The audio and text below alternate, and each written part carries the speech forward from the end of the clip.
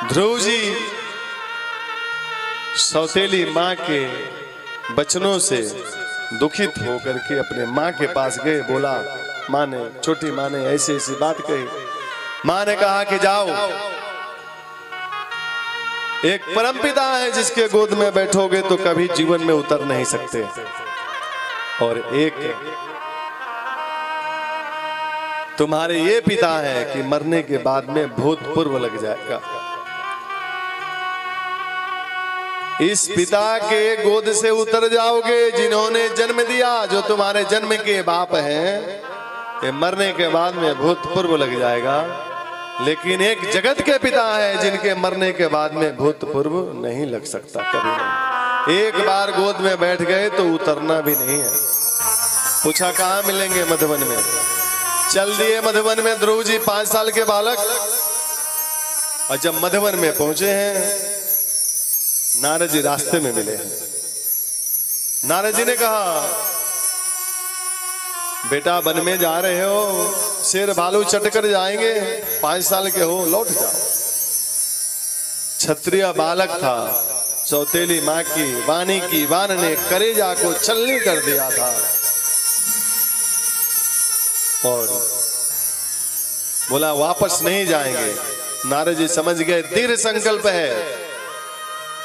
बच्चा संकल्प लेके चला है, जीवन में जो संकल्प लेके चलते हैं ना, वो पीछे नहीं मुड़ सकते और कोई उन्हें हरा भी नहीं सकता। आपके मन में दृढ़ संकल्प है कि मैं इस चीज को हासिल करूंगा तो दुनिया की ऐसी कोई ताकत नहीं जो रोक सके। संकल्प दृढ़ होना चाहिए, व्याकुलता होना चाहिए। यदि ईश्वर से मिलना है तो भी व्यक्ति को व्याकुल होना चाहिए मिलने के लिए। बहुत बड़े संत एक थे पहाड़ी बाबा, वृंदावन के। बहुत दिन तक उन्होंने भगवान का ध्यान किया, अभ्यर्चन किया। पहाड़ी बाबा ने कहा भगवान से मिलना है, और चल दिए वृंदावन से। व्याकुलता, चले जा रहे हैं पैदल पैदल। कहां जा रहे हैं? सीधा द्वारका। अब आप ये देखिए कि वृंदावन से द्वारका की दूरी कितनी है, बहुत दूरी है। पैदल चल दिए। रास्ते में नींद आई उनको, थक गए थे। दिन का समय, बोले दिन में नहीं सोना चाहिए व्यक्ति को। थके हुए थे फिर भी बैठे, सोए नहीं। रात्रि हुई, सो गए, और रात में स्वयं भोलेनाथ प्रकट हो गए डमरू बजाते हुए। डमरू इतना बजाए इनकी नींद टूट गई, और हाथ पकड़ के भोलेनाथ ने पहाड़ी बाबा को उठाया। आंख खुली, देखा सामने साक्षात शंकर भगवान खड़े हैं। भोलेनाथ ने कहा कि बाबा आप ईश्वर से मिलने के लिए आए हैं ना, उत्तर की दिशा में चले जाइए, आपके सभी प्रश्नों का जवाब मिल जाएगा। भोलेनाथ कह के चले गए। पहाड़ी बाबा सोचते रह गए कि भोलेनाथ आए, हमने सेवा भी नहीं किया, और इतनी जल्दी सब कुछ हुआ कि इतना कुछ समझ नहीं पाए। पर भोलेनाथ ने कहा उत्तर दिशा की तरफ चलो। अब मन के अंदर उत्तर दिशा कैसे पता चलेगा? दिशा कौन सी है? रात्रि का समय, तो जो शिवलिंग वहां था, मंदिर था, शिवलिंग था, शिवलिंग का जलहरी देख करके, जलहरी की दिशा उत्तर की तरफ ही होती है। और भोलेनाथ को जब जल चढ़ाइए तो उत्तराभिमुख ही चढ़ाना चाहिए। आपका चेहरा उत्तर की तरफ ही होना चाहिए। जलहरी को देख करके पहाड़ी बाबा आगे चल दिए। जब आगे बढ़े हैं तो एक 5 साल का बालक राम राम रटे जा रहा था। पहाड़ी बाबा ने कहा, अरे बच्चा जय सीताराम। बच्चे ने कहा जय सीताराम। बोला हमें ईश्वर से मिलना है, बताओ ना कहाँ है। बोला अच्छा ईश्वर से मिलना है, आप सीधा ये मार्ग पकड़ के आप आगे बढ़िए। इसी रास्ते पर एक बाबा रहते हैं आगे, अगर मिट्टी छू दे तो सोना बन जाए। उस बाबा के पास आप चले जाओ, वो बाबा आपको सारा ज्ञान के मार्ग जो भी है खोल देंगे। अब वहां से वो बने हैं पहाड़ी बाबा। आगे एक मठ मिला, मठ में वो रुके।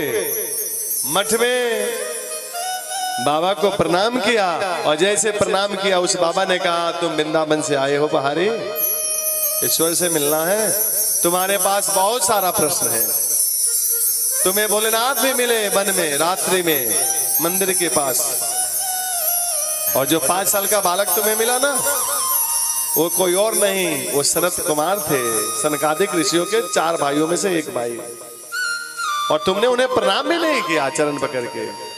अगर चरण पकड़ लिया होता तो तुम्हारे सारे प्रश्नों का उत्तर वहीं मिल जाता। और जो उस बालक ने कहा ना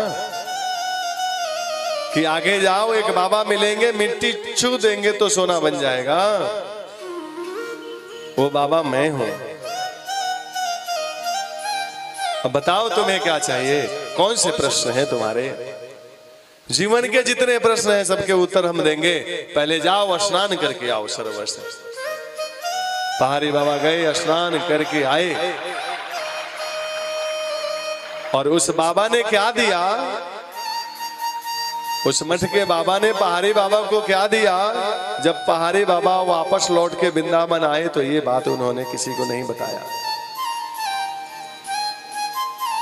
हम इस छोटी सी कथा को क्यों कहे? क्योंकि मन में जब व्याकुलता है आपको, आपने दृढ़ संकल्प कर लिया है कि हमें भगवान से मिलना है, तो भगवान से आप जरूर मिल लेंगे।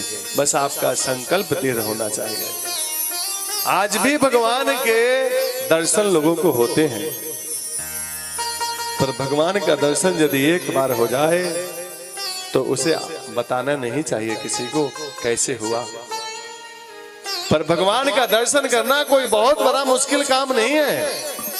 कोई ये सोचे कि मैं बहुत पढ़ लिख करके, बहुत पूजा करके, बहुत दान करके, ज्ञान के माध्यम से भगवान को पालूं, तो संभव है नहीं है।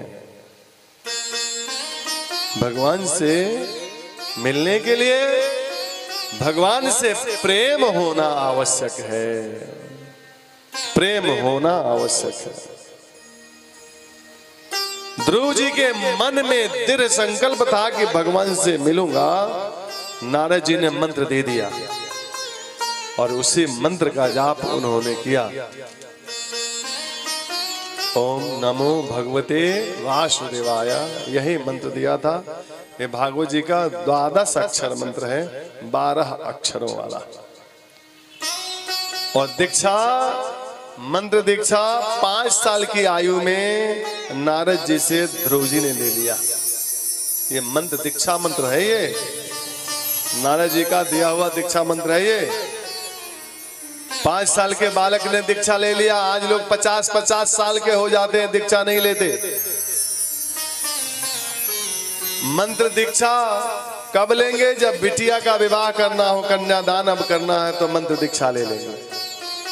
जो आप जग करते हैं, दान करते हैं, तप करते हैं, गौ सेवा करते हैं, यदि आपने मंत्र दीक्षा लिया है तो आपका दान सफल हो जाएगा।